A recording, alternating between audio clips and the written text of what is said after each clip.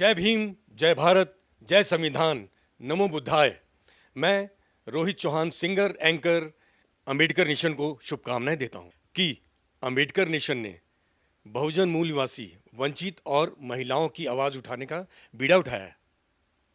ये अच्छी बात है कि कम से कम जो बाबा साहब का संदेश है, जो उनके जीवन भर का अनुभव है, जीवन भर का जो संघर्ष है, कितनी मुसीबतों से, कितने संघर्ष के बाद वो जो आज अधिकार हम एंजॉय कर रहे हैं, आज जो हम इस मंत्री की कुर्सी पे बैठे हैं, या कोई भी एमपी, एमएलए, ग्राम प्रधान या निगम पार्षद जो बनते हैं, या कोई आईएएस, आईपीएस, डॉक्टर, इंजीनियर बन रहे हैं, तो उन सब को ये सब दिलाने के लिए डॉक्टर बाबा साहब अम्बेडकर जी ने पूरे जीवन कितना कठिन परिश्रम किया, कितना संघर्ष किया। उस संघर्ष के बाद ये समय में दिला पाए, और तो वो संघर्ष लोगों तक पहुँचे कैसे? अगर वो 22 वॉल्यूम्स बंद हो गए, तो वो आपने उनको अपने चैनल के माध्यम से लोगों को पहुँचाने की जो शुरुआत की है, इसके लिए मैं अम्बेडकर नेशनल चैनल को बधाई दूंगा, शुभकामनाएं दूंगा, और मैं आशा करता हूँ कि आप अपने इस उद्देश्य में जरूर सफल होंगे। सर, बहुत बहुत धन्यवाद, आपके आभार प्रकट करते हैं आपका। सबसे पहले तो आपके चैनल के माध्यम से समस्त देशवासियों को, और ख़ास तौर से दिल्ली प्रदेश के समस्त बहुजन समाज के लोगों को मैं जय भीम करता हूं, और आपके चैनल को मैं बहुत बहुत धन्यवाद करता हूं कि अंबेडकर नेशनल चैनल जो एक सामाजिक और ये मानवतावादी मूवमेंट को, युवाओं को जागृत करने में लगा है, बहुत बहुत धन्यवाद। और इसके जो चलाने वाले चैनल को, भाई गौतम रत्ना को बहुत बहुत धन्यवाद करता हूँ। बहुत बहुत धन्यवाद आपका गौतम जी। सबसे पहले तो मैं अंबेडकर नेशन को बहुत आभार प्रकट करती हूँ और बहुत बहुत धन्यवाद देना चाहूँगी कि आप जो है इस मुहिम को आगे बढ़ा रहे कि हमारे समाज में जो महिलाएं हैं, खास करके जो बहुजन समाज है, मूल निवासी समाज है, उसमें जो समस्याएं आ रही हैं, लोग जिस तरह से शोषण का शिकार हो रहे हैं, इवन जो आंदोलन कर रहे हैं, उनकी जो बातें हैं वो किस तरह से जनता तक पहुँचे, उसके लिए आप सच में बहुत बधाई के पात्र हैं, आप, आपकी पूरी टीम। तो मैं इसको समाज में एक नया इनिशिएटिव मानूंगी, क्योंकि बहुत सारे सोशल मीडिया हैं जो इस तरह के इशू को लेकर आ रहे हैं, लेकिन आपका जो अंबेडकर नेशन जो चैनल है, वो मैं आशा करती हूँ कि बहुत तरक्की करे और हमारे समाज में जो घटनाएं घट रही हैं उनको ऊपर तक लेके आए, और साथ में लोगों को जो है वो एक जस्टिस की जो मुहिम है, न्याय है, वो लोगों तक पहुँचे। इसलिए आपको मैं बहुत बहुत धन्यवाद देती हूँ और इस मुहिम को आगे बढ़ाने के लिए बहुत विशेष शुभकामनाएं देती हूँ। बहुत बहुत धन्यवाद। सर, अभी देखा गया है कि हेल्थ इंडेक्स में जो कंट्रीज आगे है दुनिया में, उन्होंने इस कोरोना महामारी को अच्छे से टैकल किया है। उन्होंने अपना सोशल, इकोनॉमिक्स या मनुष्य की जो हानि है उसको कम होने दिया है। लेकिन जैसे अभी इंडिया में देखें तो 564 केस थे जब लॉकडाउन डिक्लेयर हुआ, और अभी लगभग 1,30,000 के करीब पहुंच गए हैं। तो इसमें आप क्या फेल्योर मानते हैं, किसका फेल्योर मानते हैं? देखिए, एक जब हम ह्यूमन डेवलपमेंट की बात करते हैं तो ह्यूमन डेवलपमेंट में education, health, housing, social security and anti discrimination provisions, यानी जैसे आपके यहाँ रिजर्वेशन है या बाकी अफर्मेटिव एक्शन पॉलिसीज है, तो ये बेसिकली ह्यूमन डेवलपमेंट की चीज़ों को माना जाता है कि भाई आपका एजुकेशन कितना है, तो आपकी 100% जनता एजुकेटेड चाहिए, पहला पॉइंट। उसमें का आपका, अगर आप साउथ कोरिया का मॉडल देखते हैं या चाइना का मॉडल देखते हैं जो बाद में कंट्रीज ऊपर आई हैं, या यूरोपियन मॉडल देखते हैं, तो 70% से 96% तक वहां की आबादी हायर एजुकेटेड है। तो पहली बात तो एजुकेशन ने जो रोल प्ले किया है दुनिया के अंदर में, मैं नहीं समझता कि और किसी चीज ने वो रोल प्ले किया है, क्योंकि इंसान को मॉडर्न वर्ल्ड के अंदर आप देखिए एजुकेशन से ही समझा है कि हमें क्या करने की जरूरत है, क्या करने की जरूरत नहीं है।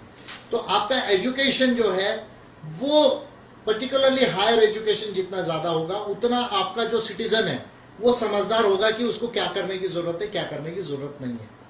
ये पहली बात हो गई। फिर health, public health care system, यानी भारत सरकार की तरह या स्टेट गवर्नमेंट्स की तरफ से जो आपके हॉस्पिटल्स है, जो बेड्स है, जो डॉक्टर्स है, जो नर्सेस है, जो मेडिकल स्टाफ है, या जो आपकी मेडिसिन है, या जो इंस्ट्रूमेंट्स है, या जो मेडिकल साइंसेस में कॉलेजेस है या मेडिकल इन्वेस्टिगेशन है या रिसर्च है, और इसके साथ में जैसे मेडिसिन के साथ वैक्सीन और ये तमाम चीजों का रिसर्च है, या फिर माइक्रोबायोलॉजी, बायोटेक्नोलॉजी के अंदर, वायरोलॉजी, एपिडेमोलॉजी के अंदर में जो रिसर्चेस है, जेनेटिक साइंसेस में जो रिसर्चेस है, वो लीडिंग इंस्टीट्यूशंस कैसी है, उससे आपका पब्लिक हेल्थ केयर सिस्टम जो है वो डिसाइड होगा।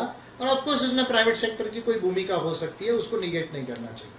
तीसरा जो है हाउसिंग, यानी आपके घर, अभी आप देखिए घर अभी धारावी जैसी प्लेस में बॉम्बे के अंदर क्यों फैल रहा है, क्योंकि बॉम्बे में जितने स्लम्स है वो हॉटस्पॉट है, जो आपने इंसान को 600 स्क्वायर फीट के अंदर, 350 स्क्वायर फीट के अंदर 10-10, 12-12 इंसान को रहने के लिए मजबूर कर दिया, आपके पास हाउसिंग ही नहीं दिया उनको। तो मैं समझता हूं उसकी वजह से भी आपका जो लिविंग स्टैंडर्ड है, जो आपका हेल्थ है, वो अफेक्ट होता है। और कम्युनिकेबल डिसीज में अभी भी भारत में 2,30,000 केसेस होती है हर महीने में। इतने लोग भारत में जो कम्युनिकेबल डिसीजेस है, टाइफॉइड है, ट्यूबरक्यूलोसिस है, मीसल्स है, कॉलेरा है, इससे डेथ होती है। अभी तो कोरोना से उतना एक महीने में डेथ भी नहीं हुई है। तो इसका मतलब कि हमारा पब्लिक हेल्थ केयर सिस्टम अच्छा नहीं है। भारत में हर 3-4 लोगों में एक व्यक्ति को जो है अपनी पूरी डेब्ट्स को, अपनी एसेट्स को बेचकर अपने मेडिकल बिल को चुकाना पड़ता है, ये कंडीशन है। यानी हमारा हेल्थ इंश्योरेंस सिस्टम भी जो है वो अभी तक हमने ठीक से डेवलप नहीं किया गया है। चीप मेडिकल जो हमको असिस्टेंस मिलना चाहिए, केयर मिलना चाहिए, ट्रीटमेंट मिलना चाहिए, वो हमने ध्यान नहीं दिया। उसके बाद सोशल सिक्योरिटी, यानी प्रोविडेंट फंड, पेंशन, या जैसे अभी हो गया, अभी अनएम्प्लॉयमेंट इंश्योरेंस जो है आना चाहिए, अनएम्प्लॉयमेंट सपोर्ट दिया जाना चाहिए। ये चीजें जो है हमारे देश में पॉलिसीज में कमी है। तो फिर रिपीट करूंगा, education, health, housing and social security and anti discrimination law, यानी रिजर्वेशन जो है उसको एक्सपांड करने की जरूरत है। प्राइवेट सेक्टर में अफर्मेटिव एक्शन लाने की जरूरत है।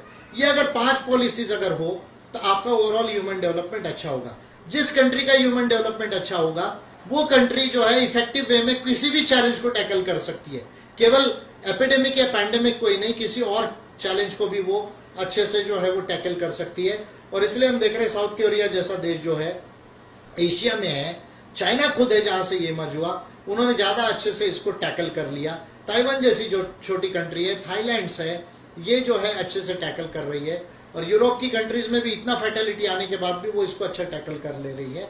तो मैं समझता हूं कि ह्यूमन डेवलपमेंट इंपॉर्टेंट है और ह्यूमन स्किल्स यानी टैलेंट कितना है आपके पास में, हायर एजुकेशन एंड टैलेंट कितना है और स्किल्स कितना है, उसके ऊपर डिपेंड करता है कि आप कितना R&D कर सकते हैं, रिसर्च एंड डेवलपमेंट कर सकते हैं। तो ये जब जिस भी देश में होगा वो बाकी आपदा को अच्छे से जो है वो टैकल कर सकते हैं। जिन देशों में ये नहीं होगा वो देश जो है वो इसको टैकल नहीं कर सकते। यही कारण है कि भारत अभी कल परसों में पहले 10 नंबर में आ जाएगा वर्ल्ड में, और आगे मेरा अनुमान है कि जितना ऊपर जाएगा वो तो समय बताएगा। तो इसलिए भारत सरकार को अपने आंकड़ों का बहुत हेरफेर नहीं करना चाहिए और चुपचाप जो है उसको एक्सेप्ट करते हुए, काम करते हुए इसको खत्म करने पर सोचना चाहिए साइंटिफिकली। ओके, ये जो 20 लाख करोड़ का पैकेज है उसके ऊपर सवाल आए हैं, तो मेरे ख्याल से उसके ऊपर सर ने ऑलरेडी उसका विश्लेषण कर चुके हैं। आप हमारे यूट्यूब चैनल इनलाइटेड इंडिया में जाके उसका पूरा वीडियो देख सकते हैं, या फिर हमारे फेसबुक पेज पे भी आप अगर जाएंगे तो 8-10 पोस्ट के नीचे वो आपको पूरा का पूरा वीडियो मिलेगा। इवन ट्विटर में छोटे ट्वीट्स डाले हैं इसके ऊपर में उसका विश्लेषण, तो आप उसमें देख सकते हैं, उसमें हम रिपीटेशन में नहीं जाएंगे। सर इसमें एक और बात हमने देखी है, साइंस एंड टेक्नोलॉजी में जो कंट्री या जिस कंट्री के लीडर थोड़ी ज्यादा समझ रखते हैं, उन्होंने इस महामारी को अपने अच्छे से संभाल के रखा है। तो लेकिन वो भारत में हम नहीं देख पा रहे। तो अभी आप दुनिया को किस तरह के नए लीडरशिप के बारे में सजेस्ट कर सकते हैं, या कैसी लीडरशिप होना चाहिए? अभी जो दुनिया में लीडरशिप है, चाहे जो भी लेवल की हो, उनको जब तक साइंस एंड नॉलेज का अंडरस्टैंडिंग नहीं होगा, यानी साइंस टेक्नोलॉजी का और जो वर्ल्ड के जो वेरियस नॉलेजेस है, चाहे वो इकोनॉमिक्स का नॉलेज हो, चाहे पॉलिटिकल साइंस का नॉलेज हो, चाहे वो इंटरनेशनल रिलेशंस का नॉलेज हो, जियोपॉलिटिक्स का नॉलेज हो, चाहे फिर वो ह्यूमन राइट्स का, कॉन्स्टिट्यूशन का, इंटरनेशनल लॉ का, जो वेरियस इंटरनेशनल लॉ उसका नॉलेज हो, या देश के अंदर में फिर जो डोमेस्टिक इश्यूज है उनका नॉलेज हो, जब तक ये नहीं होगा, यानी साइंस एंड नॉलेज यानी ज्ञान विज्ञान जिस नेतृत्व में नहीं होगा और मानवता नहीं होगी, तो वो लीडरशिप जो है वो किसी न किसी क्रूशियल स्टेप पर आकर उससे मिस्टेक ज्यादा होने की संभावना है।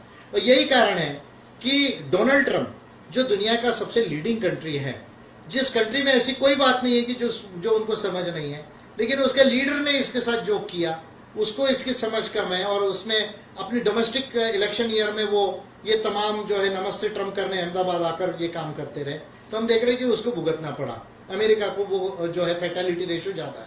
वही हम देख रहे हैं नरेंद्र मोदी, जो काम 1 या 2 फरवरी से उन्हें करना चाहिए था as a chairperson of national disaster management authority, वो ना करते हुए वो भी ये कामों में लगे रहे। तो हम देखें कि इंडिया को इस स्टेज में हमको भुगतना पड़ रहा है। तो जब तक साइंस एंड नॉलेज ये लीडरशिप में डेवलपमेंट नहीं होगा और ह्यूमैनिटी, तब तक के जो है हमारा आगे का जो न्यू वर्ल्ड बनाने की जो संकल्पना है, नई तरह की जो चैलेंजेस एंड प्रॉब्लम्स है, उसको टैकल करना मुश्किल जाएगा। केवल डेमोक्रेसी से, केवल कॉन्स्टिट्यूशन से ये होने वाली चीज नहीं है। इसके लिए मल्टीपल सॉल्यूशंस की जरूरत पड़ेगी और साइंटिफिक लॉस की समझ की जरूरत पड़ेगी। अंबेडकर नेशन चैनल आर्थिक समस्या से गुजर रहा है। अगर आप बहुजन समाज में बाबा साहेब अंबेडकर और तथागत बुद्ध की विचारधारा को अधिक से अधिक लोगों तक पहुंचाना चाहते हैं तो हमें आर्थिक सहयोग प्रदान करें, ताकि हम अपने चैनल के माध्यम से देश विदेश में समता, बंधुता, एकता और संवैधानिक अधिकारों को ज्यादा से ज्यादा लोगों तक पहुंचा सकें। अंबेडकर नेशन चैनल जो YouTube पर भी प्रसारित होता है, प्रस्तुतकर्ता गौतम रत्नम। आप अपनी सहायता राशि नीचे लिखे खाते में जमा करा सकते हैं। खाता धारक गौतम रत्नम, खाता संख्या 3169576865 IFSC कोड SBIN 0060336, बैंक भारतीय स्टेट बैंक। आप हमारे बैंक खाते का विवरण स्क्रीन पर भी देख सकते हैं।